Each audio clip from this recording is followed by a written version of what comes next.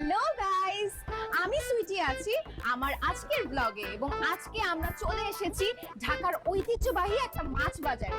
আজকে মাছের বাজার ঘুরে ঘুরে আপনাদের দেখাবো আর আজকে আমি আপনাদের সাথে শেয়ার করব মাছ কম দামে কেনার একটা নিনজা টেকনিক। সো আজকের ব্লগে কিন্তু অনেক ফান থাকবে, অনেক মজা থাকবে। Stay tune and follow me. Guys, আজকে কিন্তু মাছের বাজারে অনেক ধরনের মাছ আছে। আমরা দেখছি এখানে চিংড়ি মাছ আছে, দ্যাট ইজ মাই ফেভারিট। বোয়াল মাছ আছে, আরো ছোট ছোট অনেক মাছ আছে। তবে মাছের বাজারে কিন্তু একটু কাদা, সো একটু যারা আসবেন সাবধানে আসতে হবে। এখানে কিন্তু দেখেন অনেক টাইপের মাছ আছে। এই যে ছোট ছোট চিংড়ি মাছ আছে, আমি আপনাদেরকে একটু দেখাই। এই যে সি কি কিউট চিংড়ি মাছ। আরো অনেকগুলো মাছ আছে যেগুলোর নাম আমি জানি না, সো আমি সবার সঙ্গে কথা বলে কিন্তু নামগুলো জানবো। Follow me. গাইস, আমরা কিন্তু এখন একটা চলুন মাছওয়ালার সাথে কথা বলি। এই যে মাছওয়ালা ভাইয়া, আপনার নাম কি? রুইতন।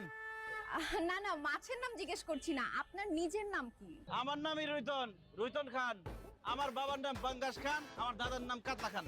ও my God, that's very surprising guys. খুবই ইন্টারেস্টিং কিন্তু ব্যাপারটা। তাদের ফ্যামিলির সবার নাম হচ্ছে মাছের নামে নাম।